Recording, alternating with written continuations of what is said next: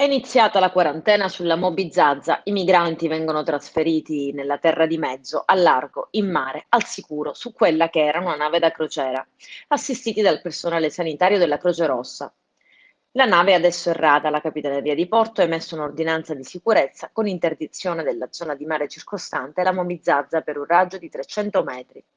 È sottoposta a una specifica sorveglianza da parte di motovedette della Guardia di Finanza e della Guardia Costiera, che si alternano per controllare eventuali tentativi di fuga da parte dei migranti. Sono posti in quarantena al momento in 53, 23 uomini, 24 donne e 6 minori. Erano arrivati nei giorni scorsi sull'isola dei Conigli di Lampedusa e ieri dalla Maggiore delle Pelagie sono arrivati a Porto Empedocle.